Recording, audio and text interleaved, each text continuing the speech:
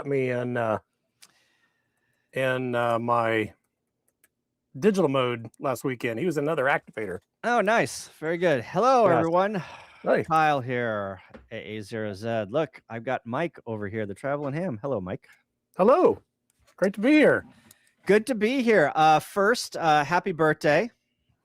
Thank you. You're a day late, but that's fine. Right. You know, we had this moment, so it works. Yes. Yeah. You you got a what did you get for your birthday? You got a card game called Propagation? I told my family the one thing I want for my birthday is the Propagation card game, and they all have to sit down and play with me. So they did. They were very good sports, and they really enjoyed it. I think I might have to make a video on that. I might set my kids down at least, and we'll play it again on camera so everyone can see how that goes. But they all enjoyed it, and the only ham radio operator in the game took last. So, you know, all that knowledge and licensure does nothing for you in that game. It's you know, it's a radio themed card game. It was fun. I enjoyed it. Definitely worth the price. Yeah, I think you need to make a video of that because I've never heard of it. Yeah, I'll do that. All right. Well, hello everyone. Welcome to the channel. I haven't streamed in a while. Haven't even made a video in a while.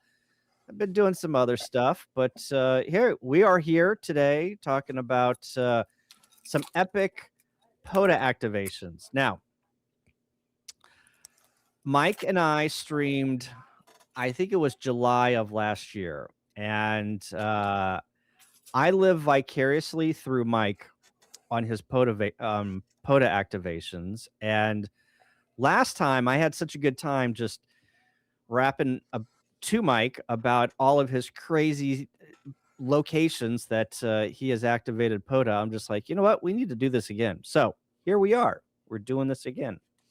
So Mike, just to rehash some of the old stuff. So your YouTube channel, The Traveling Ham, link is in the description below. You're a full-time RVer, right?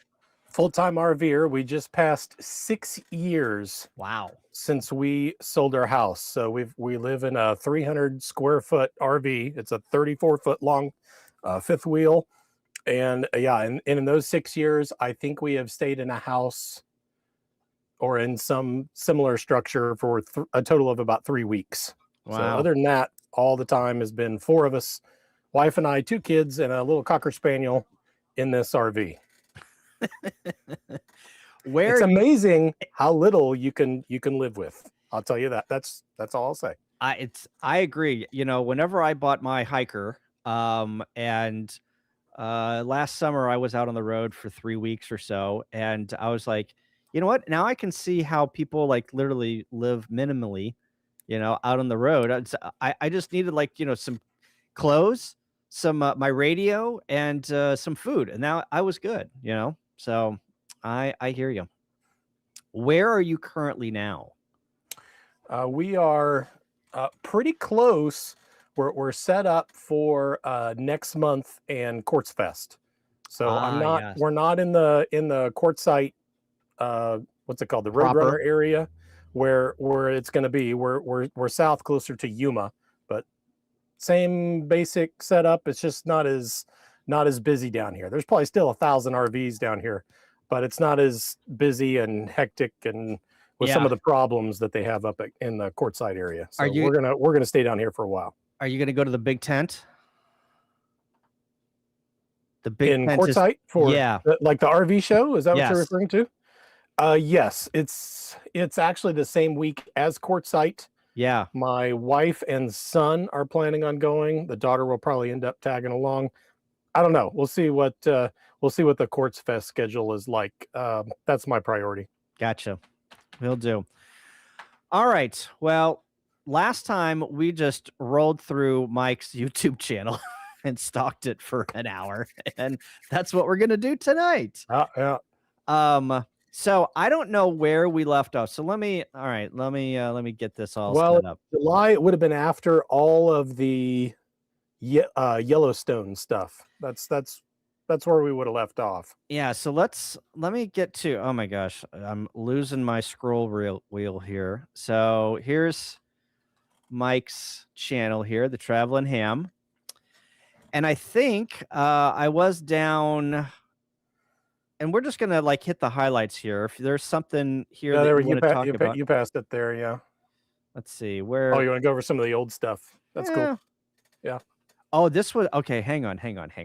Yeah, that's your six fur. That's Kyle's six fur. Yes. So let's talk about this. So I did a video. I got a wild hair up my ass. Somebody tipped me off to the six fur, and let me see if I can play this without my. It worked last time. I never got a warning or anything. Okay, good deal. So I did a video about the six fur out in Wyoming, and it's like, I don't know, Mike, what is it? 4 trails or something like that? It's 4 trails, a BLM area. It's 4 trails that cross a BLM area and go past a historic site. So that's the 6. And the 4 trails are all right on top of each other in the same path. And then you would just happen to be out there and decided you were going to go find this place out in literally the middle of Wyoming. Yeah, we knew we were going to go from the northern Colorado area, kind of around Cheyenne, Wyoming, over to Yellowstone, and this was just a little jog off to the side. So, you know, it was about a 20-minute drive off our main route. So, yeah, that was definitely one I wanted to check out. I mean, this was, I mean, look. Well, one, look how beautiful it is. Yeah. Yeah. This shot is great. just table out there in the middle of nowhere. Just you and the prairie. Yeah. Yeah. There's some cows back there in the background if you zoom in, but oh my God. A little tip, if you're going to do something like that, if you're going to go to a 4 fur, a 5 fur, a 6 fur, who knows how many there are now. What I did here was I edited my QRZ page before my activation and put the park numbers on my QRZ page. So I didn't have to recite all my park numbers all the time. And I just tell people, I can give you my parks. They're also on my QRZ page if you want to go look there. And most people would do that. There were some people that were doing park to parks, or some people just really want to, you know, jot down all the park numbers. Fine, you know, and I would go ahead and recite them off. But I probably did it a 10th as much as I would have otherwise, which is, it's great when there's 6 of them. Yeah. Yeah. Hello, everyone from Coffee and Ham Radio. Appreciate you guys tuning in. Let's get to some comments here. Let's see. APA sent us yada yada yada. I need to go back and watch that one too. I'm going to start working on a new station set up in my RV here. So that's what they were talking about. I go back to watch that one. Yeah. 45 Auto says, Kyle, one of the parks in Wyoming is incorrect. It is another park. Oh, was my video incorrect? 45 Auto? What does he mean? What do you mean? Really sure. There's 2 BLMs there that are pretty tough to figure out because it's right on the border between the 2. I can't remember their names, but it would seem as though the border just follows the highway, the state highway that goes between them. But as I zoomed in on a map, the one on the south side, lost the camera. It's a little windy out there.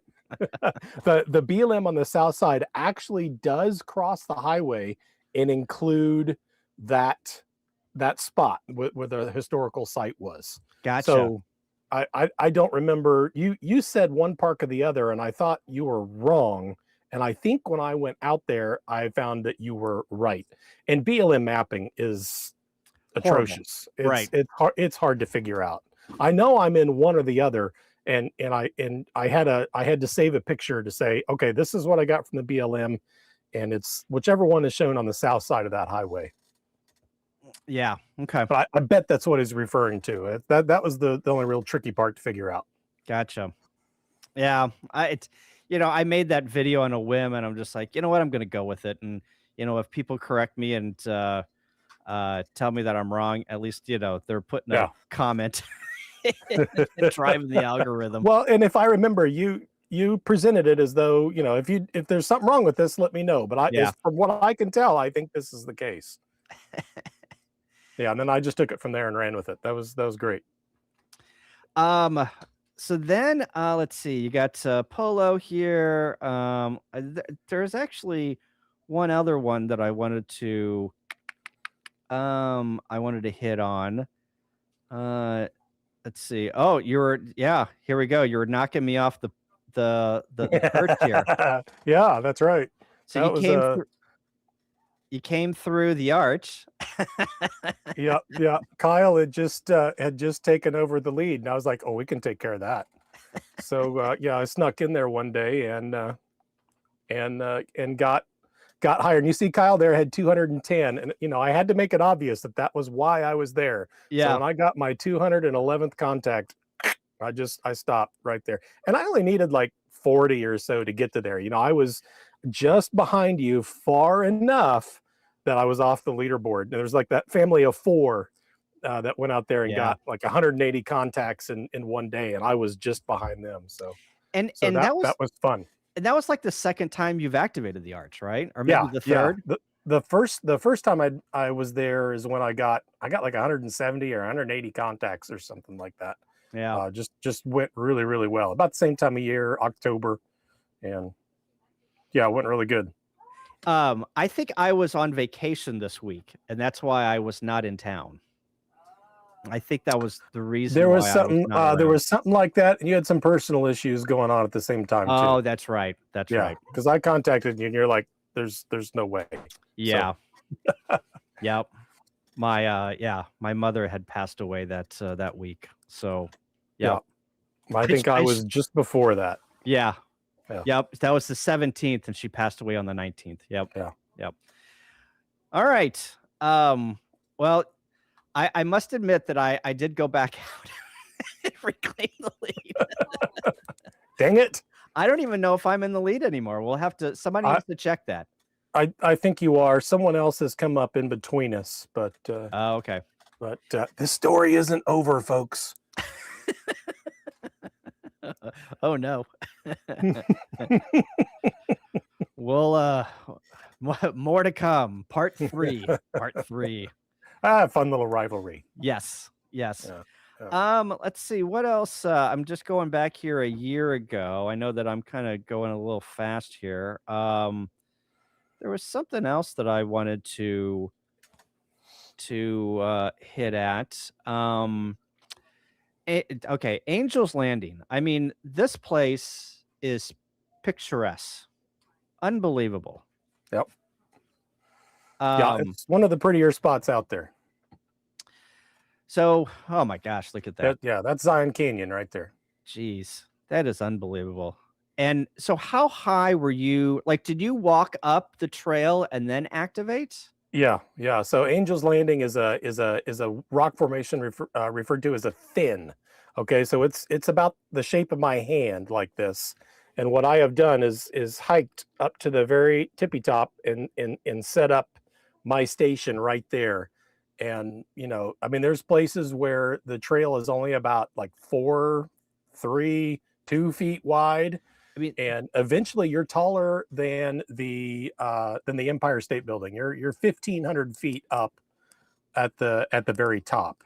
Wow. And the trail, as it walks along the very top, is only 4 or 5 feet wide.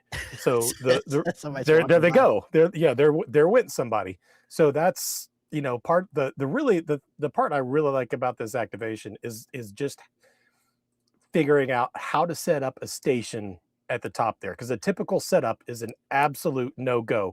There's no way I could set up my vertical on a tripod with radials going all directions. It'd be right in the middle of the trail. It's dangerous. That's one of those things where Utah decides all of a sudden, no, we don't want these ham radio operators in our parks, like Virginia's done. So you gotta be real careful how you set it up. So I just built my whole station around this tree. There's 3 trees that you can see. If you see a picture of Angel's Landing, there's 3 trees at the very top, and the one farthest to the east is the one I set up under. So it's the last one you walk by before you get to the end of the trail. So what antenna? Someone's got 96 views. Come on, people. Well, that's the longer one that has the whole radio operation. There's a shorter version of that too that shows more of the hike and the exciting stuff. It's 7 minutes long and set to music. I think I have 500 views on that one. Still could use more. Yeah. So what? I hate that it kicks me all the way to the beginning here, and I got to scroll all the way down. maybe I should open another. Oh, you know what I need to do is I need to open this in another tab. Yeah, there you go. What type of antenna did you use there? I took up my trusty 17-foot chameleon whip, and I figured out a way to weave it into the molly of my backpack. I had just the round base of the Wolf River Coils tripod that I screwed it onto, and then that gave me the connection point for the coax, and I just used the webbing of the backpack to keep that cable connection off the ground, because it's just going straight up into the base, so I can't put that on the ground. I didn't take my legs with me. I was trying to save weight, so I was using the backpack as the foot, and then I leaned the vertical up in a tree. Yeah, gotcha. In that tree. So, and the only way it could fall, if a gust of wind came up real hard from the south, it could only fall to the north and away from the trail. Gotcha. Unfortunately, it would then fall 1,500 feet to its death unless my coax caught it, or I caught it on the way. But that would still be bad, but it couldn't fall across the trail, and the wind was not blowing that day, so I didn't worry about it too much. I gave it a little bit of a lean to the south in the tree so it would stay in place, gotcha. and it worked pretty good. And I just attached 3 of my 9 radials and threw them over the edge. Got it. There's the shorter musical one there. It says scariest POTA ever. Oh, okay, gotcha. Yeah. So let me open this in a new tab. So if you're new to my channel, the playlist to check out is the Epic Activation short format playlist. Oh, so that'll have some exciting ones, and it's short. I'm not a very pithy YouTube creator, as it turns out. So these are some of my shorter ones. God, look how thin that is. Jeez. Yeah, and they got those chains up everywhere to use as you walk along, because I mean, literally, it's 1,000 feet down, one step off the trail in some spot. But at the same time, it doesn't necessarily feel all that dangerous as you're going up. You have to do something stupid or totally not be paying attention. It's not like you're playing with death by going up there, but you do need to be acclimated to heights. Yeah. And you just need to act normal. Don't do the selfie stuff and lose track of what you're doing. Yeah. Good advice. Yeah. In a lot of situations, certainly that one. Yeah. I think they have one person die on that trail every year and it's always by falling. And it's usually because they were doing something dumb. They were doing something stupid. They actually have a sign at the base. I show it in the video.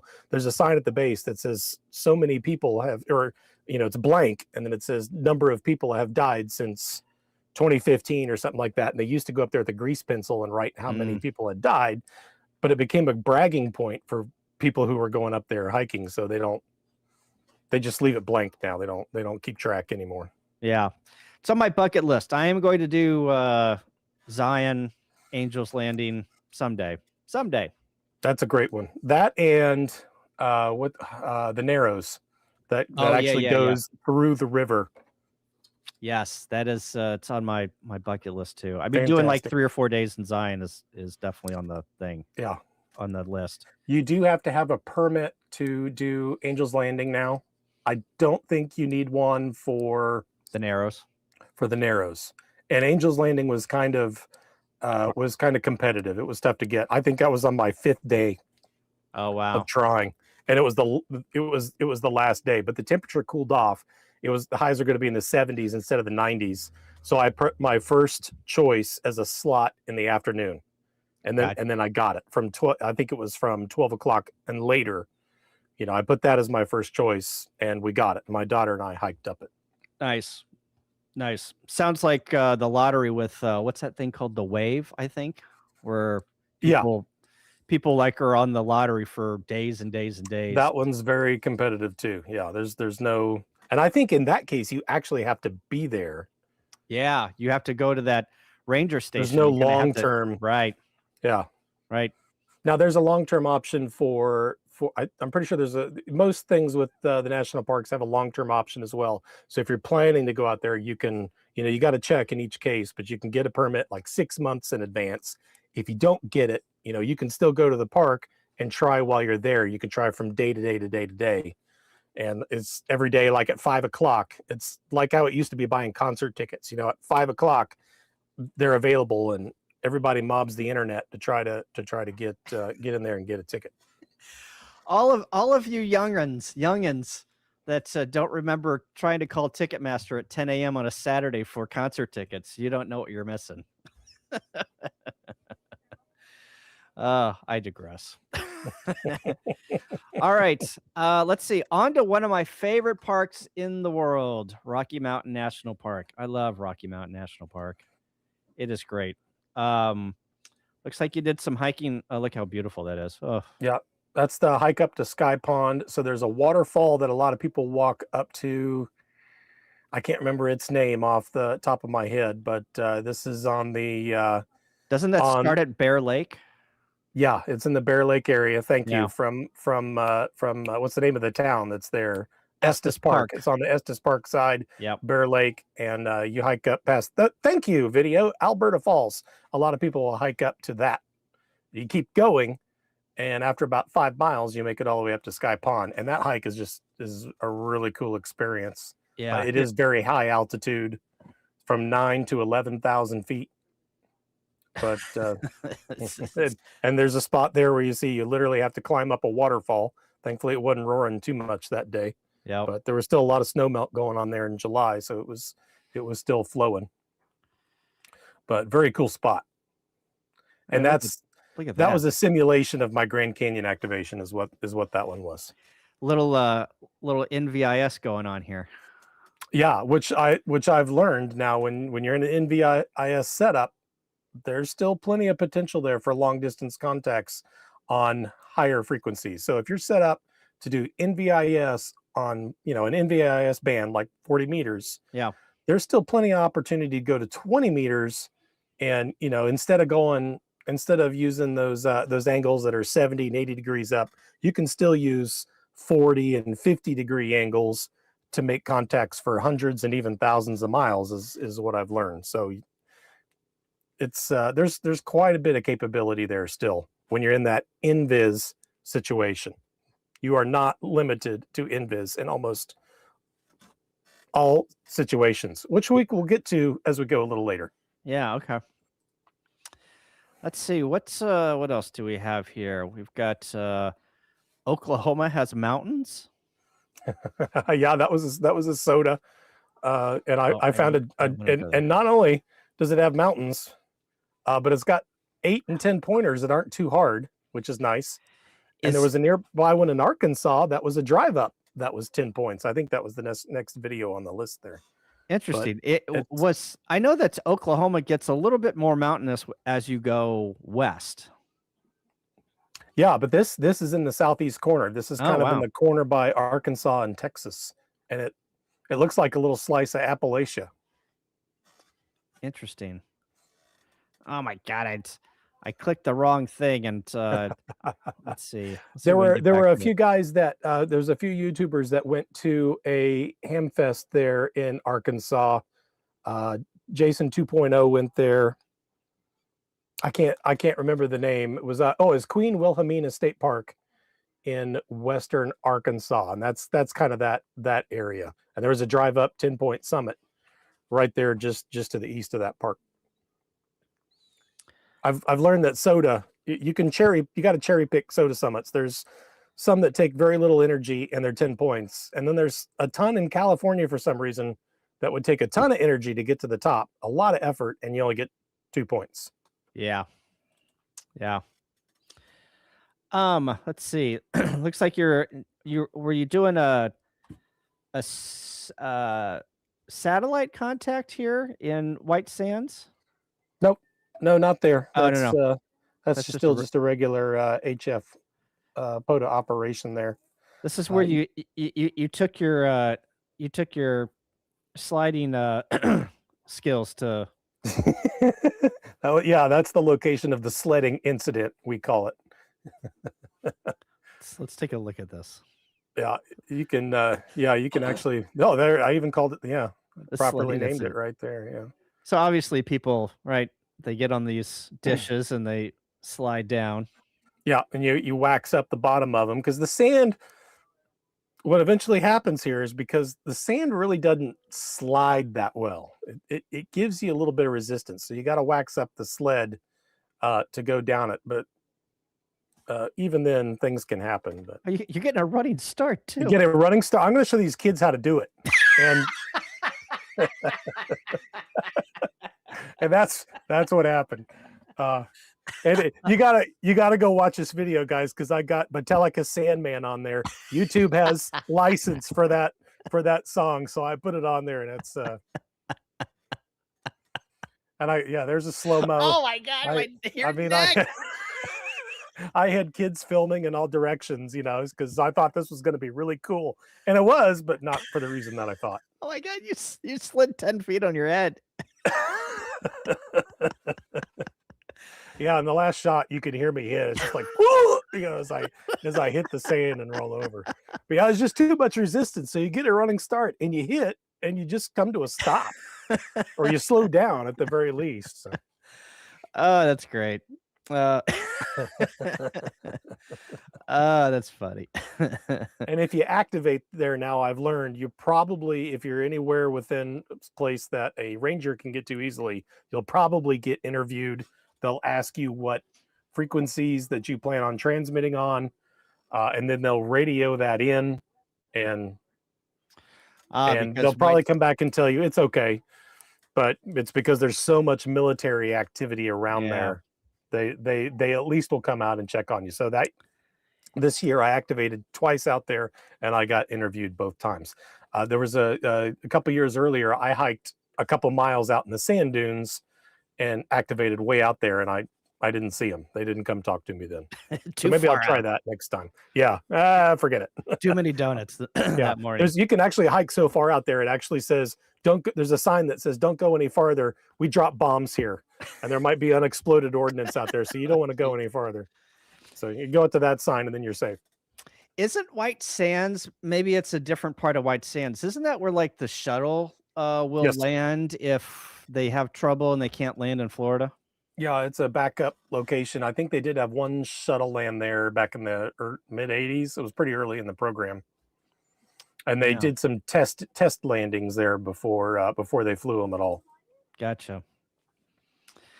All right, let's talk about I love whenever you go to the bottom of the Grand Canyon and you activate.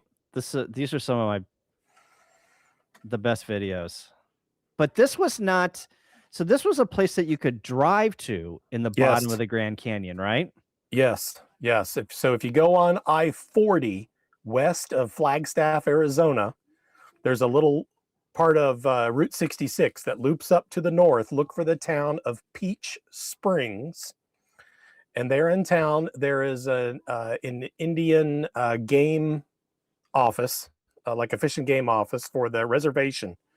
And you get a permit to go down to this site. So what this is it's a rafting location. It's where they'll pull rafters out and drive them back up to civilization, or they might put in right here and raft the rest of the canyon over to Lake Mead. So at this point, the river's past the main part of the park, although we were still in Grand Canyon National Park when you're right there by the river. So and you can drive down here. You get a park from the Indian reservation, and you can drive, and we actually camped for a night down in the bottom here. Oh, nice. And it was nice and warm. It was March. I think it was actually spring break weekend, and I think it was 90 degrees during the day down there. And so it's nice to go hang out by the river during the day, because it's the water down there is 50 some degrees. So you just sit next to it and you're pretty cool. But yeah, I don't want to cheat myself. I'm going to drive all the way down there. I want to sit right next to the river, and by God, I'm going to be at the bottom. Yeah. I thought I saw some rafters go by, but didn't see them. I think I had some just come by and dock here at some point, and they pulled out, but I never had anyone just go by. Gesundheit. Thank you. Let's see. But it's a cool spot, and I actually, because you can drive down, you can take a lot of gear with you. So you can take a lot of battery with you. You can take spare antennas with you, because you're not hiking down and then have to hike back out. So that was the really cool part. And so I decided I'd take my vertical antenna down there as well, and did quite well with it, and made about 90 contacts. Oh, wow. All across the country with a vertical antenna down there. I think it's 4,500 feet deep in that spot, something like that. Did you get on 40 at all and do, or maybe 80 and get on and do a little invis? I did some on 40. Yes. Yeah. I got cut off a little. My battery died sooner than I thought it would, so I didn't get some things done that I wanted to try. But I do think I made it on 40 meter invis and made some fairly nearby contacts, which guys in Arizona and Nevada, they'll appreciate that. Yeah. Here's a little Vegas POTA. It almost reminds me of Arch POTA because of the proximity to the city. A big noisy city. Yeah. So this is the Mormon fort. It's right there at the north end. So that's kind of they say it's the spot where Vegas was born. Oh. So it was the first little settlement, and it was a bunch of Mormons that came down and settled right there. They didn't last too long, and the site was bought and used by different people. The town kind of grew down there, and it became kind of a resort. But the history there is pretty neat, and it's just a fun place to operate there in a real, a fairly noisy environment. You're about, I don't know, 3-4 miles north of the Space Needle. It's at the end of the strip there, the strata, or the stratosphere, whatever they call it. Stratosphere. Yep. So you're nearby, but you're not in it necessarily. I do try at the end of this video. I do make a contact. I go down to our parking spot that we use. That's actually there's right here on the strip. Well, there's the Cosmo. Yep. Yeah, they just had Formula One cars driving by right here just a few weeks ago. The track was actually on that road right there behind me. But I was able to make one contact down there, but it was very noisy and hard to hear. You're only going to hear the loudest of signals, but I just had to try. Yeah. There's the Aria down there. I recognize that hotel. Cosmopolitan. Yep, Cosmo and the Aria. There's some of the Aria there too. Yeah. All right. Yeah. I bet you that had to have been challenging. That spot was really hard. The Mormon fort wasn't too bad, but that spot right there was really, and it wasn't it's not a POTA spot, obviously. I'm just trying in a parking lot down in Vegas, and I just tried to hunt a little bit. Channel Islands? What is this? Channel Islands is a national park just out into the ocean from the Los Angeles area. Ventura is where where the ferries leave the coast. So that's a chain of islands that form a national park out in the ocean. So you gotta get on a ferry and go out there. We camped for one night on the islands, and then rode the boat back. If I would do it again, I would have at least 2 nights on the island, so you have one full day of being able to explore it. We didn't get to explore too much, but is that a pretty cool experience? That is an island fox, island fox, channel island fox, one of those two, and they only live there. So seeing one of those is pretty cool. It's the only spot you'll see them. So that's your campsite. Yeah. Huh. Interesting. So I did a little activation in our campground and another one on the beach. We took a little hike up to a view of Potato Harbor, which was on the west side of the island. Santa Cruz Island, I think I was on. And remind me, this is off the coast of California? Yeah. It's you take the boat from Ventura, which is just kind of northwest from California. LA. And you get a chance to see whales as you go across, and wow, we got a quick glimpse at a humpback on the way back. Yeah, there was some kind of whale there. It's too far away. I never could identify. We did have a humpback encounter on the way back. It was kind of cool because someone else in the boat spotted it, and we were sitting on the upper deck of the boat, and my kids were down by the rail on the bottom. And I went down and shot it at him. Hey, there's a whale, right out there. And one of the crew heard me yelling, and he came back and said, "Did you see a whale?" And I said, "Well, this lady spotted one right out there." And right when I pointed where we had seen the spout, the guy looks out there, and the whale spouted right then at that moment. So he went and told the captain. The captain turned the boat, and we went and and headed that direction and kind of got close and slowed down. And he ended up being a shy type. We saw him go down, and his tail came up as he went down, and he said, okay, well, that means he's going deep, and he's not going to hang around the boat or anything. He's trying to get away from us. And he resurfaced again on the other side. I was all so fast, and the boat was fairly crowded. I never could get a camera on him. Yeah. But we did get a peek at a humpback whale. Nice. Yeah. Old San Fran. Golden Gate Bridge in the background. Golden Gate there. Bridge. I love getting American landmarks in videos like this. So that's cool. So this looks like you were on the San Francisco side, and looks like you were north of the bridge. South of the bridge. Oh, you're right. South of the bridge. Okay. San Francisco side, which is south of the bridge. So we're on the ocean side. Oh, of the peninsula. Yep. Now the spot that I didn't do, if you like this and you're in the California area, want to try this, the spot I would recommend is to go across the bridge on the north side, and you can see those cliffs in this shot, those mountains to the left of the bridge. There's some park up there. This is what do I say? Is Golden Gate National Recreation Area, which is on both sides of the bridge.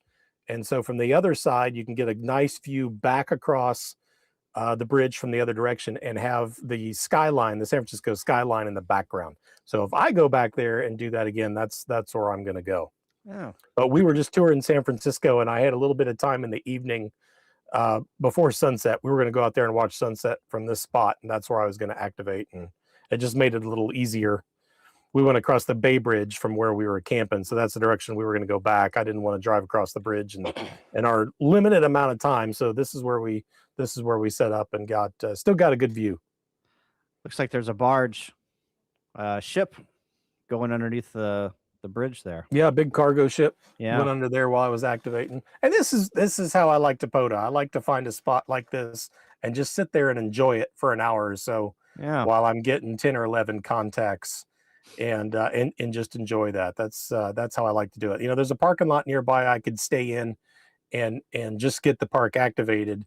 But I personally want this experience. I also want to share this experience of sitting there and having that view.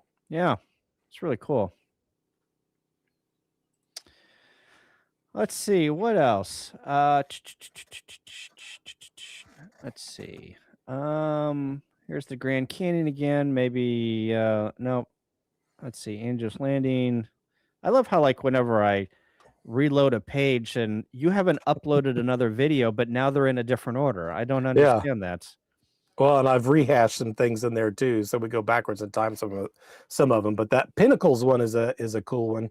Yeah. Let's take a look at this. We got to see some California condors, which is pretty cool. That was the symbol of the environmental movement back when I was a kid, and the numbers that those birds got down to was just ridiculous. I mean, it was like 12, or 20, some number like that was the number that were left, and that was total, and there were none in the wild. But this is a point where they release them. So I think at this park. Yeah, at this park is where they'll release a lot of them back in the wild. Someone can fact check me on this if they want, but I think there's hundreds now, including out in the wild. But this is a great spot to come and see them. If you can hang out for a little while, you'll be pretty guaranteed.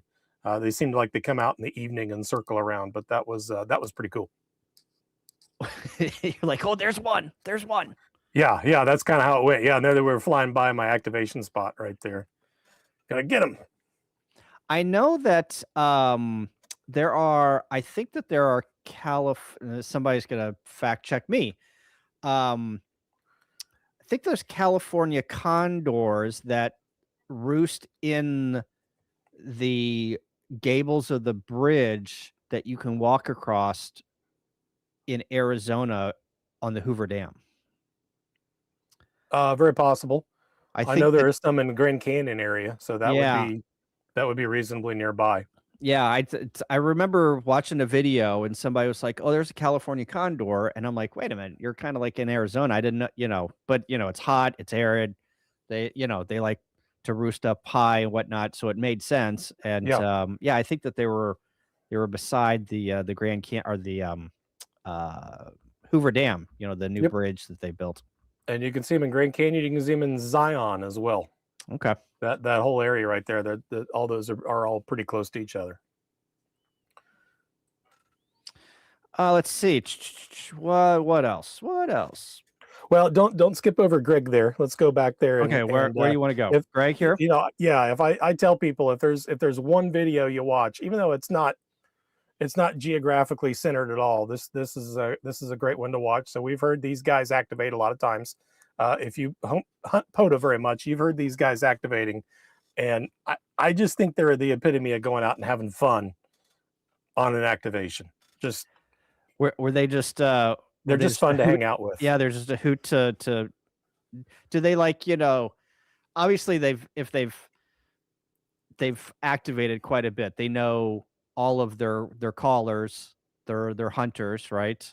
And are they like just cutting it up and having a good time with the people that they know and they've contacted over and over days on end? They'll cut it up, but it's a small number of their callers that they'll know. I mean, they'll get 100 at a time, and then there's definitely some they recognize, but you know, they'll cut it up with you regardless if they know you or not. And calling them a hoot, I think, is about as accurate as you can be. They're a fun couple of guys to hang out with. Both Jim and Greg. That was a great time. Where were you? Do you remember? This is the Santa Cruz area, so at the very south end of the San Francisco Bay. Gotcha. Yeah, that's where they haunt, and this is a park right in that area, right on the edge of town. Was this a guy that was like, "What are you guys doing? Contacting aliens?" Yeah.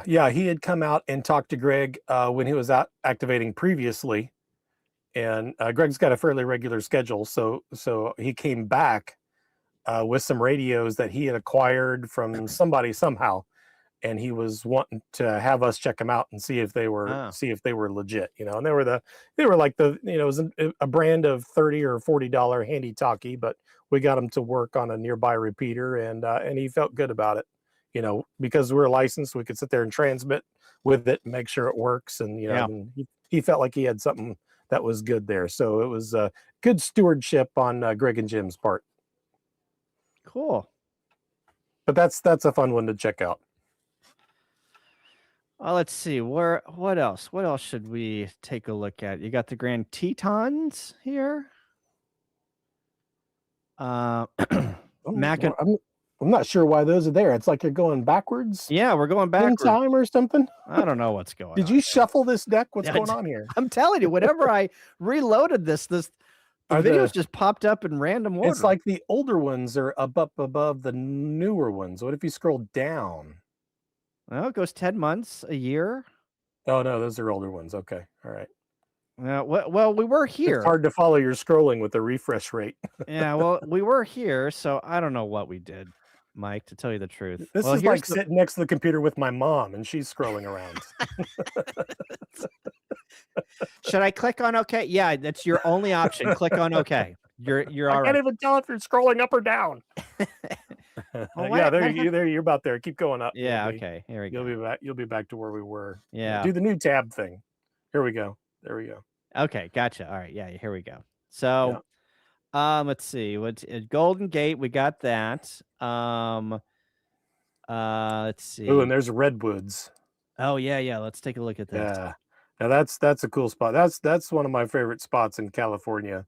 Look at those trees. That's a cool spot to go and visit. And you know, the challenge with sharing a spot like that is they don't fit in a camera. In no way do they fit in the frame of a camera. And it's just it makes it a real challenge because you just can't ever show its full scale. So I try a few tricks here to try to communicate how tall these things really are, but that's just a cool place to go. And unlike, you know, sequoias, when you go to redwoods, there's spots where you can get in groves where it's just all redwoods, and it's just a pretty cool experience, a great one to go see. And it's actually a collection of a bunch of state parks. You don't even have to go to the national park, you know, the Redwoods National Park. There's plenty of Uh-huh. other state parks in the area that maybe would be less busy, and they're all about the same. If you can find a cool spot, there's a big old banana slug. But if you could just find a cool spot anywhere to see them, it's all about the same everywhere else. Kind of looks like Bill. Bill who? Which Bill? Case here at WHW. Sorry, Bill. Sorry, Bill. He's probably typing right now. What?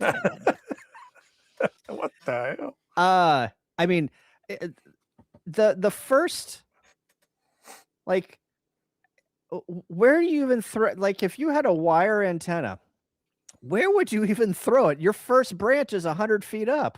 This would be a great place. You know, if you really wanted to break some rules and get kicked out, you get one of those antenna guns and just shoot it 400 feet straight in the air and get your antenna way up there. Yeah, no doubt. I mean, geez, like this opening shot here, I knew that these things were tall, but I had never, I guess maybe as a kid I knew, but you know, forgot because, you know, I had to remember what I had for lunch yesterday.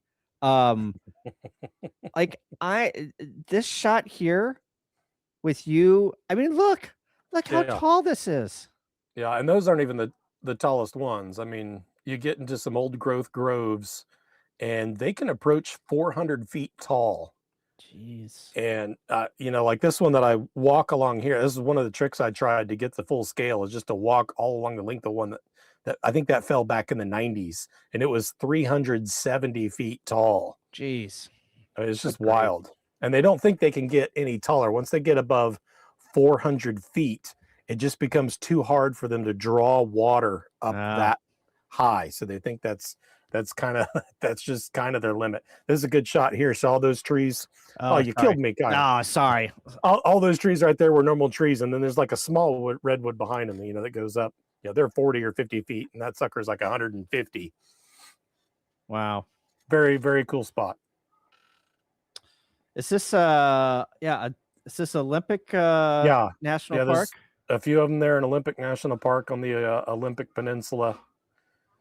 So this was the farthest western point in the contiguous 48 United States. So that was one I'd already done the easternmost in Maine. I wanted to get out and do that western. But there's Bill in the chat. He says, "LOL, you're good, Kyle." This is giving me Goonie vibes. Yeah, we're close to that area. That's Oregon, so we're a little north there. But yeah, a little north. You know, that Oregon, Washington coast is all very similar and stunning. The Pacific coast altogether is stunning. It blows the Atlantic out of the water. Gulf Coast, forget about it. Pacific coast is just absolutely gorgeous from one end to the other. Look at this little catwalk. Wow, look how green this it is. We took a couple hikes out there to the beach. Here's a tip. If you're thinking of visiting Olympic National Park, a lot of people go in the summertime, and if you do, just forget the Hoh rainforest. Everyone wants to go to the Hoh rainforest. That's HOH, the Hoh rainforest. And in summertime, it's all dried up. It's not a great, you know, it's inland a little bit, so it doesn't get quite. It's all brown. It doesn't get quite the rain. Well, it's, you know, the attraction to it is there's all this moss and stuff hanging from the trees. Okay. And you watch these videos of people that'll visit it in April, and it's all bright green and glowing, and the sunlight coming through. It's just amazing. But if you go see it in July or August, all that stuff is turned brown, and it's just not as stunning. And then when you drive out, you know, you'll see people that are waiting in line for 2 hours, you know, to get into the park, because this is one of the places that they meter the entrances into the park. Okay. So all these people are waiting for 2 hours to go in this park and see dried up moss. And I'm like, this is crazy. So you can dodge that one, and instead, to get the experience, do some of these hikes that are right on the coast, because they're cooler. They're a lot cooler since they're right on the water, and they'll get more more fog and mist throughout the year and more moisture, and that'll still be decent in July. So the family all loved these hikes, going out to these spots on the beach. That was everybody's favorite experience in Olympic National Park in the summertime, because the forests were still pretty lush and more of how you would picture a rain forest. And if you want to see the Hoh rainforest, you got to get out there in April and May or March and see it then. How? Yeah. Look at the trunk on this, or the root. I guess that's the root ball, right? Yeah, one that fell over there. Yeah. Let's see. I had if you want to see, I got a picture here. I got a picture of a root ball that's fallen over. Can I? What do I have to do to share? You just got to share your screen, and I'll. And which button is that? It's the one that looks like a monitor at the bottom. Gotcha. So I'll remove this, and then you add it, and then I'll add it to the scene here. I've got select a tab to share, but I don't want to share a tab on. You could just share. Maybe you can just share the. Oh, window. There we go. I got to go over the window. Yeah, now I got it. I got it. Man, I always got to figure that out. Here we go. Okay, can you guys see that? Oh my gosh, look at that. Yeah, so that's a redwood that's fallen over. You know, and that's one that's probably, you know, in the 370-foot high, you know, tall tree, and that's how wide it gets. And they say the biggest danger to these trees is flooding and saturation. And they'll fall over, and they're all interlocked and tied in together. So when one starts falling, they can all start falling like dominoes. Oh wow! You know, and a bunch can fall all at once. Now, Marge, get the chainsaw. We got firewood to cut. Yeah, and that thing's like 15 feet tall. You know, laying on the ground. Well, let's see what else we got here. We're coming up on the end. We got about 8 minutes left. I'm going to just keep people an hour. Let's see. What's now why don't remind me at the end, we're going to talk about your digital mode. Okay. Push. Okay. North Cascades. North Cascades. You know, really all of Western Washington. You get west of the Cascade Range in Washington, and it is just fabulous. It's very underrated. We all loved it. It's just gorgeous. And Cascade is part of that. And the only reason I say west of is because we haven't been east of, so I can't speak to that. But the western part was certainly nice. And this one here, I was scouting out some parts in the main part of the park. You know, where most of the tourists drive through the park, which in this case is actually one of the least interesting parts of the park. Driving through this valley, the lake there, Diablo Lake, is pretty cool, but we you know, the spot that we'll see here in a minute that I found is actually outside the park. That's really fabulous. Wow, look at this! Good grief! There's definitely some good places to activate here, but you know, it's everyone that comes and visits this park goes to this spot, so it's fairly busy. There's a lot of people. Look how turquoise that water is. Yeah, that's and I did very little photoshopping to that image right there. Holy moly. Yeah. That is incredible. That's Diablo Lake, and there's other lakes in the area that aren't quite that color, but that's that glacier melt that makes the lake that color. Good grief. Here I am stuck in Missouri. But then see that one up there, that's the Bob Ross POTA. That was the really nice spot. Oh yeah. Let's take a look at this. I think that's my favorite QTH of the year. Happy little trees. Yeah. I mean, they just look at that. Something that fills the frame and just looks like an oil painting. If it weren't for the guy walking through it, you know, that's the only thing that makes it look real.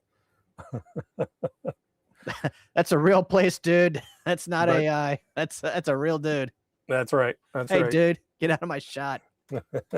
What, That he just walked to the top of it and that's he it? was actually, I don't know, he was doing something. He was making videos for gear, I think. He had a camera set up, and then he'd go walk around in places kind of randomly like that, just to get hiking video of himself. So Freaking damn he's YouTubers just doing the same. Yeah, just destroying nature.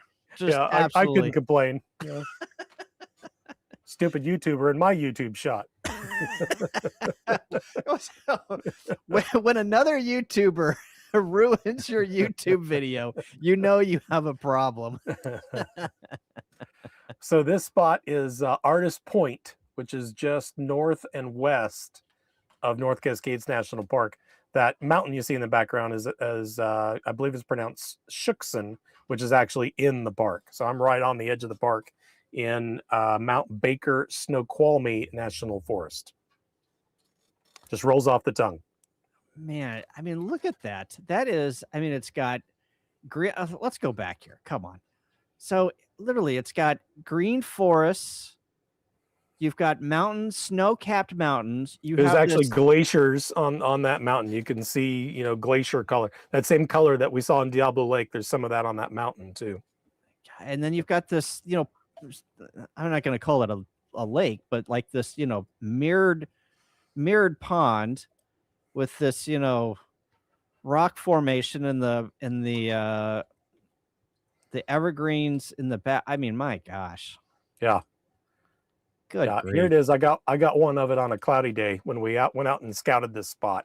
It was 2 hours of driving around to get to this spot. Yeah, hang on. I gotta remove this, and I gotta add this to the. Oh my gosh! How do I? All right, there you go. Oh wow. Yeah. So it was two. I mean, if I could have driven straight to this spot, it probably would have taken 30 minutes. But there's mountains in the way, so you got to go way around and go back to I-5, and even after 4 hours of driving round trip to get to the spot, I'm like, this is where I have to come back with my radio gear. I've got to activate right here. Jeez. I mean, how cool is that? That is cool. But that's what I like to do. That's what keeps me interested and involved in POTA, is just trying to find spots like that and just sit there and enjoy it for an hour or two. Yeah. North Cascades. Well, put that on my bucket list. Yeah. But just, drive through the main part and see it once, but you got to get out to other parts to be able to see stuff on this level. Yeah. You got to get out to the periphery of that park. Mount St. Helens. This was a disaster. No shit. Yeah. Yeah. And there was some really cool ham history to this one. There were 2 hams that died when this erupted, and they were out there doing the Aries Races thing. And let's see, I got a map. Really? Interesting. That shows where all this happened. Let's see, Mount St. Helens. All right, I think I got the sharing stuff down now. Okay. I'm the one acting like my mom now. Sorry, Mom, if you're watching. So here's a map. Do we have this up now? Hang on. Okay. I gotta remove. Oh my gosh! Now I'm in a four-way. Oh, hang on. I gotta get out of this. Okay, here we go. All right, so you can see you see the mountain location down there at the bottom. Yep. All right, so there was a scientist on this. You see a spot there. It says Johnson Ridge Observatory, not very far from the mountain. So there's a place that you can drive up and view the mountain from there. It's closed right now due to a landslide, but there was a scientist that was right there. And just to the northwest, you see a Coldwater Ridge Visitor Center area. Yep. There was a ham there. His name was Jerry Martin. He was a Navy vet, and he was located on one of these Coldwater ridges in there. Okay, now this map is showing you an area called the tree blowdown zone. You see the red around the outside. That's where you'd have been killed by the heat blast when this thing blew. Jeez. Okay, and all the area inside the red is where the entire forest was just mown down by everything coming out of that mountain. It was so powerful. And you know, we were learning about this at the spot that says Forest Learning Center, Uh-huh. and that's like 6 or 7 miles from the mountain. So this just, I mean, it just mowed down an Jeez. enormous area. And you can see in that Coldwater Visitor Center, you know, somewhere in that area is where Jerry was located and giving his report. And if you do a Google search for Jerry Martin, Mount St. Helens, you can actually hear he got a radio report in as the thing was erupting. Oh, wow. And described what was happening. He described the cloud overtaking the scientist. That's Johnston Ridge was named after. I forget his name. His last name was Johnston. He described the cloud overtaking that location, and he's like, "It's coming to get me too." And he was basically telling the people, "I ain't gonna make it." Wow. But you can hear his entire Radio transmission. his radio transmission, and there's other hams in there too reporting how they're moving around and getting out of the area. But you can hear him, which is pretty cool. So, you know, and I think what these guys were expecting is this mountain's going to blow mostly up, and then it's going to blow to the east, and it's not going to be a threat too much to them. But because everything just went out the side of the mountain to the north, they were just right in the blast zone. Wow. Interesting. Yeah. But that's some cool ham history there. There was the other ham was farther to the east and actually much closer to the mountain. They never heard from him. He never made any reports. Wow. They just know he didn't make it out. Wow. Interesting. Let's see. What else do we have? We got El Capitan in Yosemite. Yeah, so I had a little fun in Yosemite down in the valley. There was some snow that hit while we were there, so we were limited in being able to get up to the higher parts of this park.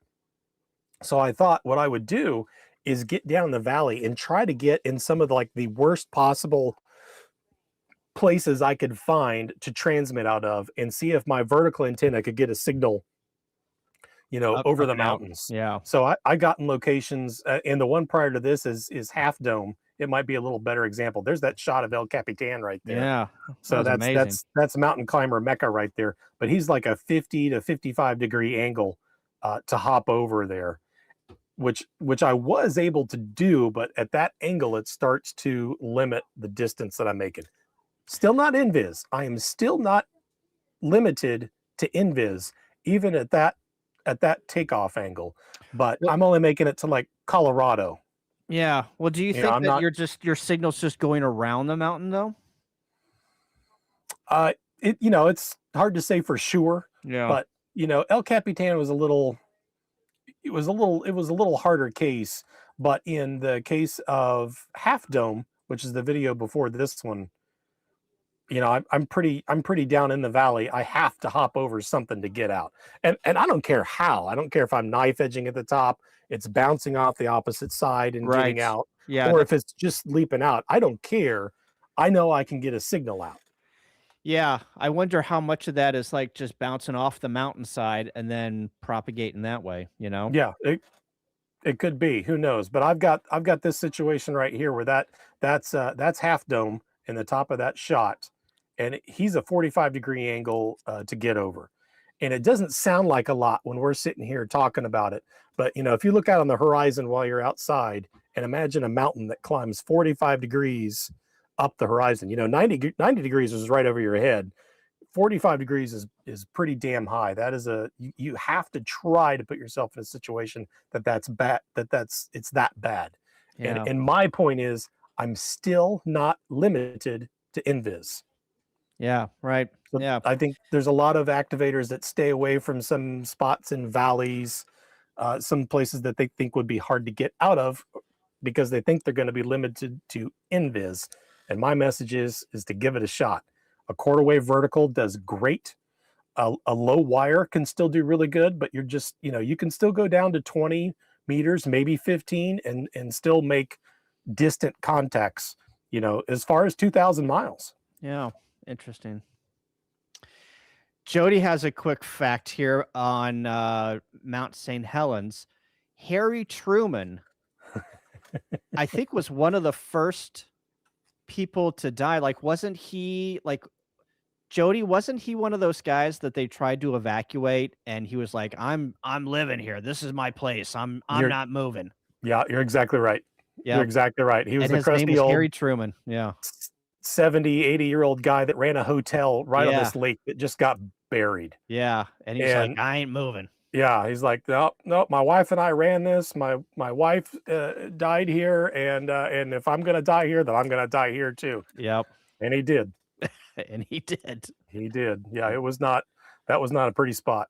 Yeah. And the second ham, I think, was near that spot as well. The whole lake changed shape because of that, and there's still trees floating out in that lake. You know, they got mown down Yeah. and blown into the lake. They're still floating around that lake and gradually breaking down. Tell me about Kings Canyon. Deeper than the Grand Canyon? Really? Yeah, yeah. Statistically, so what they're doing is they're measuring an elevation at the river at the bottom, and Okay. then a nearby peak, and the difference between those two is the depth of the canyon. So Oh, gotcha. there was a peak nearby that was 77 feet higher than this activation spot right here. I think the peaks were, this spot was 2,300 feet. I think it went from like 2,300 feet to 11,000 feet, something like that. I Wow. think it's pretty close. This is very picturesque too. Look at this. But you know, I could get out of here pretty easily because we're looking to the east, and there's, you know, you can see a lot of sky there. So I was able to Yeah. make quite a few contacts out of that spot. But I'm still making contacts to the north, which was, you know, going over that 11,000-foot peak, and you know, all its buddies around aren't too shabby, and there's ridges and all kinds of high elevation at 8,000 or 9,000 feet around it. Bet you there's a lot of trout in that stream. Probably. I enjoyed that spot. I should have panned my camera down a little bit because that water is just lapping up against that rock right underneath my feet. I wish I had that in the shot. Wow. I didn't take quite enough time. Let's see what else. It's a parking lot from Vegas. Let's That see. was a fun one to figure. I was just trying to find a spot that was as close to the strip as I could get, and from what I could tell, I think that's it. We're utilizing a national historic trail, and it goes right underneath that spot. So interesting. That's how that became a POTA park. And once it crosses I-15 right there in that area, it goes into a real heavy residential area, and there's little chance for POTA anywhere along there, you know, because you still got to be in a public space. Yeah. And that parking garage was a city parking garage. Oh, okay. Which I think eventually I got the cops called on me there towards the end. I got through the whole activation, and I'm thinking the cops are coming. They just got to be coming. There's a big city building right there next to me, and I'm walking around on this roof trying to find where I can set up and get a good camera shot, and I just look suspicious as hell. And then I set up my 17-foot whip on top of my truck and start doing something. Contacting aliens. Yeah, contacting aliens. And you know, right at the end, as I was putting up and just getting in my truck, I heard a drone zoom in over my head, and I heard it kind of hit the brakes right over top of me and hover. And I was like, oh, okay. And I'm grabbing my camera, and I stuck my face out. And as soon as I stuck my face out and I saw it and it saw me, they started flying it back. And I just get the video of it as it's flying away. But that may not be the best spot to activate, but it served its purpose for once, I guess. Bricker Haas has the comment of the night. You know, these videos make me want to go shoot videos like this. Good. Now that's not necessarily my goal, but to get you out there trying some of this stuff, you know, and you know, bringing your own flavor to it, that is exactly the goal. Hopefully, people are motivated to kind of go out and try similar stuff. Interstellar Starman, hello. Haven't seen you in a while. He says Mike has a wide variety of content and different videos. Takes a lot of money, time, and effort. It's also excellent quality photography. Mike rocks. It's very nice. Thank you. Yeah. Haven't seen Interstellar in a while. Hello. Let's see. Cleveland Kid 618 says, if you're ever in Alabama, Mount Chiha is Alabama's highest point. Check out the top photos of my QRZ page for that activation view.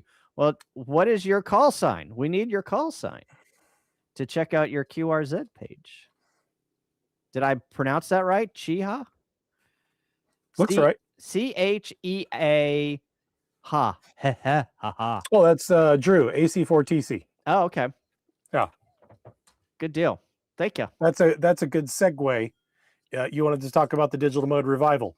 Drew was one of the other activators that we had out running JS8 call from a park. He was in Alabama. Yeah, let's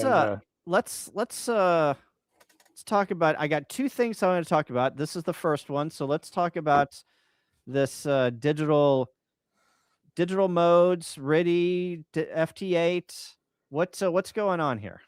So this started, I made it my mission for field day. This is where this started. I needed to have something I wanted to try and do, some mission for field day, other than just getting on and making a bunch of contacts. So I wanted to get my station set up for all of the different various digital modes, the keyboard to keyboard type digital modes. Yep. FT8 just doesn't really hold my interest for making a lot of contacts. I'm not someone that's going to slam it. If you enjoy it, fine, whatever gets you out there and activating, that's great. I understand its utilities and where it works nice. If you live in noisy environments or you're HOA limited, that's how some people play radio. That's great.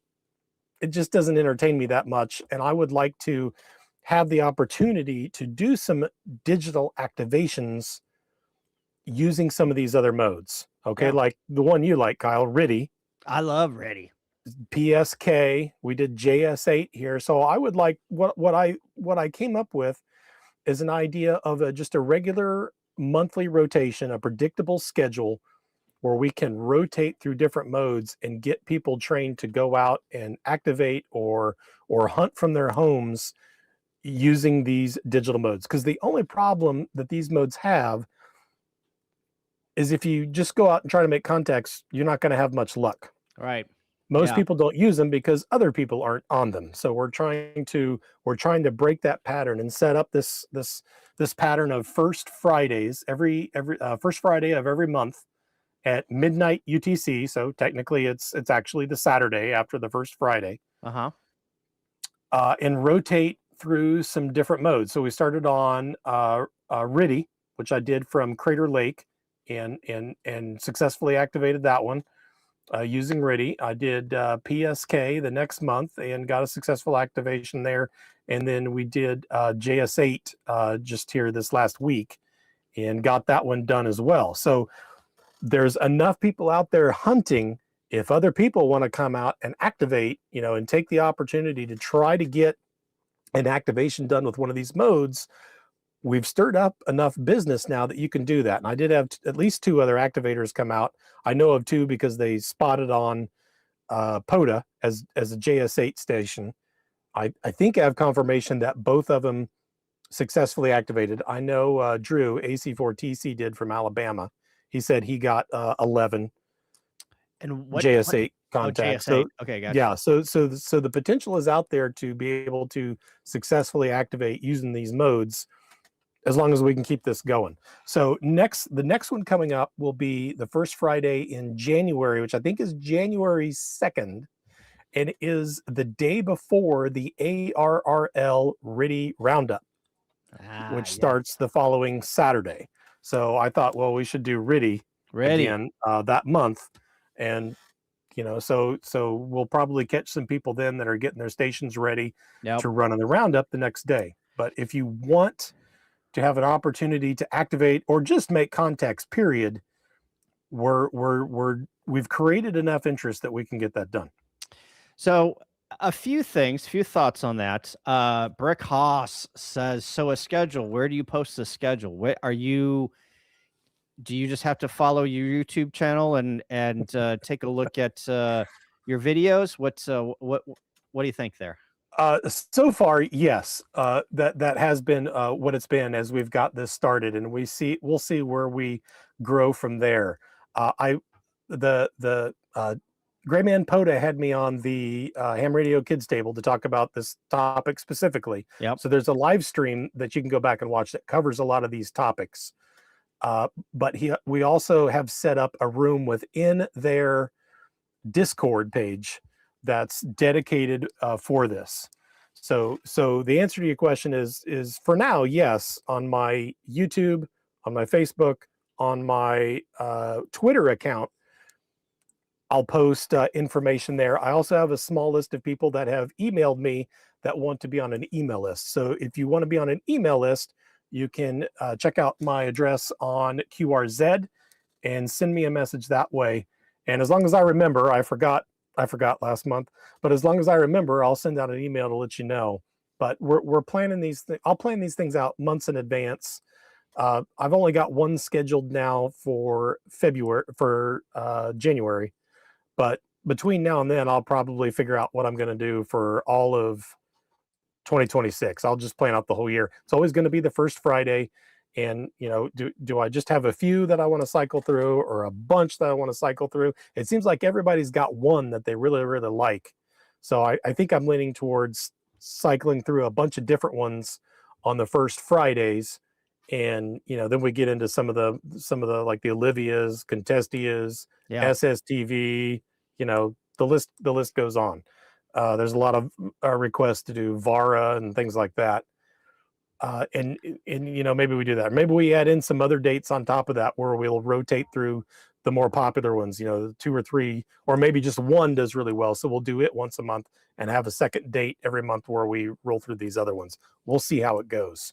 So I just brought up the Discord cool. here on the screen. So it's looks like it's under Digital Mode Revival, and it's got a general and a questions forum or a channel on Discord. Yeah, and it's literally just like days old, so I don't think we have very many comments in there yet. But so there's a few ways there, Bricker House, that you can figure that out. But it'll always be, at least for now, the first Friday of every month, midnight UTC. So technically, the Saturday after the first Friday. Yeah, and then UTC.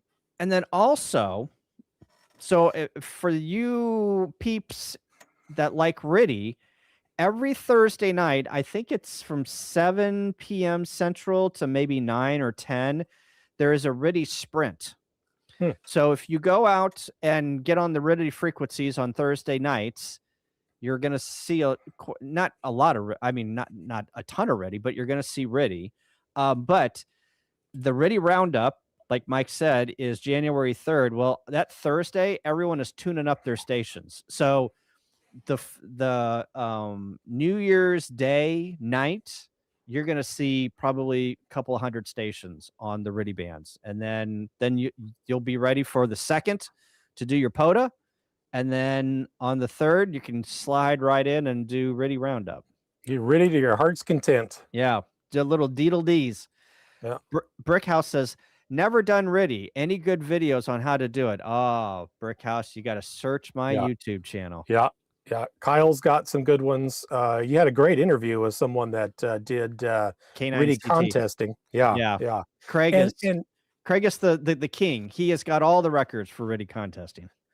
And this is where I think Josh's channel is really, really good. His live streams are always good for anytime you find a new mode that you want to check out. He's probably done a live stream on it. Yep. For me personally, that's my favorite stuff that he does. Yeah, if I'm trying to pick up anything new, that's the first place I'm going to look to see if he's done that. And so in a 1-hour live stream, you can get to where you can probably get the software downloaded, set up, and operating. Yeah. And but there's lots of them out there for sure. Yep. So first Friday, digital POTA day. Yep. Check out Mike's channel. Check out the kids table. You talking about Josh's channel is a great segue. Tell me about looks like you went out to Josh's camp out. Yeah. I went to his spring camp out there in Southern California. So that was a lot of fun. Met a lot of great people out there. But just anytime you can go hang out with a bunch of hams is pretty cool, especially for a guy like me that doesn't, I got a local club, but guess what? I ain't there very often. Right. So, it's hard to meet up with groups of hams. So that was a pretty cool experience. That's neat. Cool. Yeah. Yeah, I bet. Yeah. And the- anytime you do anything with Josh and Leo, the food's going to be good, and that they did not disappoint. Nice. I went to their very first one in Pacifico. Whenever we climbed Pacifico Mountain, Up on the mountain, yeah. but I've not been back since. I need to get on that band. But it's always like the weekend. It's always like a weekend that it trails another weekend, and it's like, oh man, 2 weekends in a row, and I can't remember what the deal is. But anyway, doesn't matter. All right, Mike, is there anything else you want to talk about on the channel here? Any video that we didn't get to that you want to highlight? I don't think so. One thing I'll tell you, I got to give a lot of kudos out to our friends, our activators, our hunters in the Western United States. When I started doing this back in 2021 was the first year I went out west and did a lot of activating in the mountain Western states. There weren't a whole lot of hunters out there, and the goal to achieving a successful activation was to get east. You had to get across the Mississippi River, try to at least get to where Kyle's at or a little farther, because that's where all the hunters were. And you'd get 2 or 3 or 4 in the Washington area or California, but there's so much activity now out west. It was really great to be able to set up and activate, and like that, the Golden Gate activation, I got there pretty late. It was sunset in the summertime. So people out east have turned the radios off. It's during the week. They're going to bed. And, but I was able to get enough contacts, plenty of contacts from folks that were out west to get that done. So the program has really grown out there here in just the last 4 years. Nice. Yeah. So it's definitely more challenging to activate out west. Yeah. But it's gotten easier just because there are so many hunters and activators out there now watching for POTA. So that's been a really great, that's been a great thing to see this year. Yeah. Yep. I know that sota is a big deal out there because of all of the peaks and whatnot. And it seems like that's a very niche community, and they're always like, on top of the spots and making sure that they're supporting their climbers and their activators and whatnot. But it's good to hear that the POTA community is doing that too. Yeah, it has grown by leaps and bounds, as you would expect with POTA. Right. All right, this looks like a little desert action right here. Where are you at here? Are you in the Yuma area? That's my spot near Vegas. Gotcha. So we're kind of out by the 7 Magic Mountains. Oh yeah, the weird little colored rocks. Yep. There's a dry lake behind that, and that's BLM. We're camping out in that area. Nice. So we stayed out there about a month. We well overstayed our 2-week maximum. Thankfully, nobody, we didn't cause any problems, so nobody came and told us to move on. But kicked you out. We were tired. It was this family was going quite a bit from February through October. So just the idea of sitting in one spot for a month just seemed like a vacation in and of itself. And the really cool thing, this was genius. We had some our kids had some friends that they've met while we're traveling, and occasionally we would cross paths and we'd get to see them. These friends have since come off the road, and they're living in a house now in Maryland. So they were really wanting to get and see their friends. So what we decided to do was to fly our kids out of Vegas, because everything's cheap usually flying to and from Vegas. So we got to Vegas and flew the kids to Maryland from Vegas, and we got it's like 8 or 10 days of no kids there in the Vegas desert, just to hang out and chill. It was beautiful. Nice. Very good. But that was well worth it. Oh yes, and they had a great time too, and they got to have their own little adventure. It was a direct flight, so we could put them on the plane, and then when they landed there, our friends would meet them when they got off. But they're on their own all the way across the country there. It was pretty cool. Nice, cool. I bet that was an experience for them. Yeah. Very much. All right. Anything else? We've said it all. We've said everything. Probably not, but it's you know, you got to save something. It's just like traveling. You got to save something for next time. You got to save it. Yep. Yeah.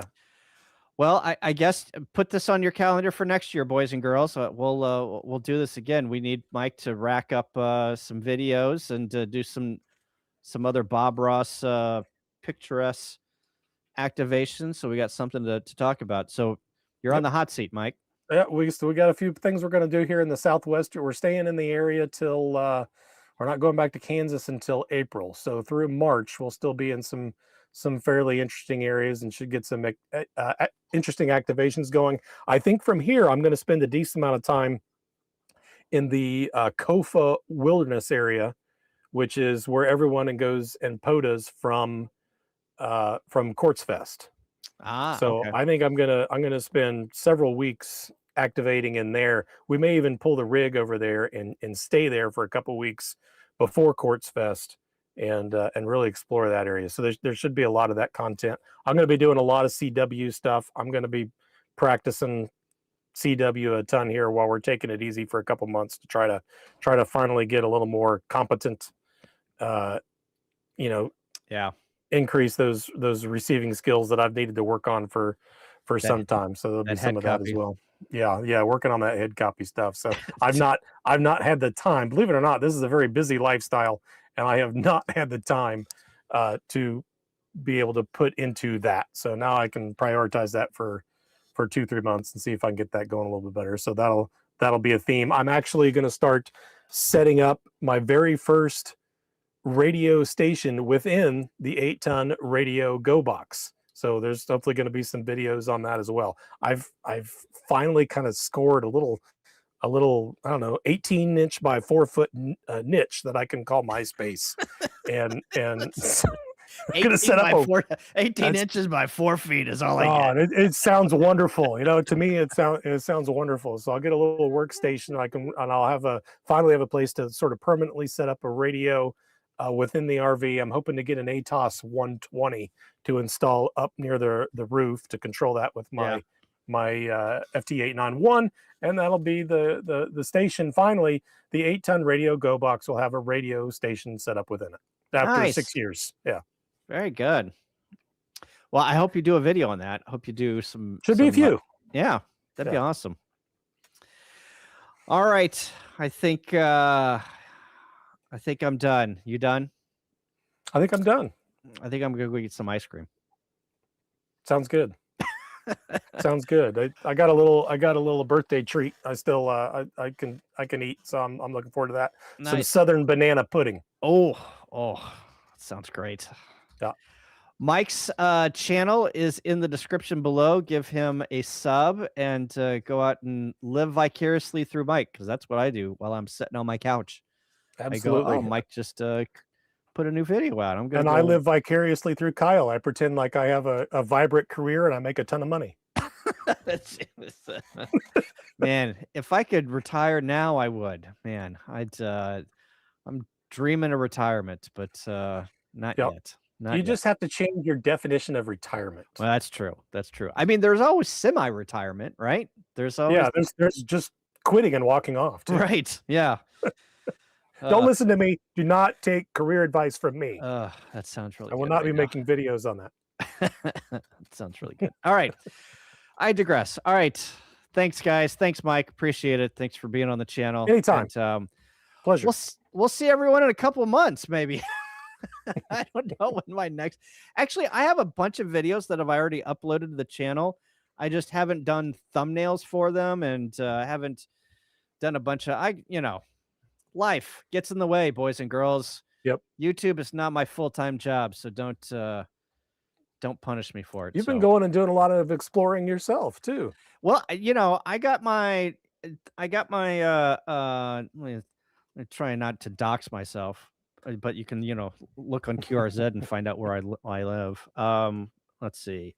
What is the name of my channel? It's called Square Drop Adventures. Square Drop.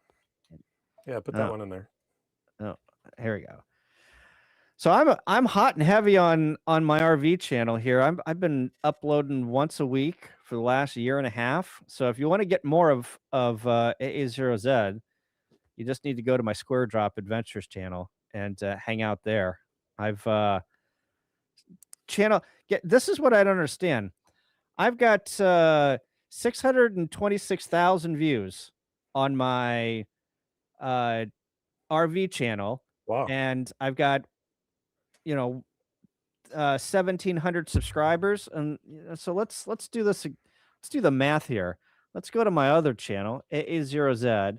I've got 8,000 subscribers, and here I've got 710,000 views. So about the same amount of views. We're a little tighter knit community here in ham radio than RVers. Although in your hiker group is fairly tight knit. It sounds like. It is a tight knit, but the RV community, man, it's a bigger community than ham radio. Yeah. Right. Yeah. And two, it took a while for the trolls to show up on my ham radio channel. They were in full force on day one. Like, I released, a video a long time ago, and somebody was just like, that is not even an RV, and I'm like, well, it's a recreational vehicle. Let's, talk about what an RV is. And they're just like, no, that ain't no RV, so. Yep. That is true. They do show up. You got to learn to kind of have fun with them. But I would have people that come on and assume we must be filthy rich, and they see our setup and they'd say, well, they must have spent $100,000 on their truck and $150,000 on their trailer. And like, nope. Do you want to buy these? I can put them up for sale if you want to spend that. Hell, I'll give you a heck of a deal. I'll sell them for half that, and I'll sell them to you right now. But, geez, I didn't spend anywhere near 100,000 on both, But, right. Yeah. People don't, it's interesting. It's totally a different crowd too. It's a different vibe. It's a different crowd. It's, but I like, I'm into this right now. Oh, actually, I haven't even been sharing my screen. Sorry, guys. I did that whole thing without even sharing my screen. But anyway, doesn't matter. Square Drop Adventures is my other channel. If you want to go and hang out there, you're more than welcome. But yeah, all right. I think we're done. Thank you, Mike. Appreciate it. Thank you, Kyle. Enjoyed it. Yep. Anytime. Talk to you later. 73. See you. 7-3, everybody. All right, clear. Sweet.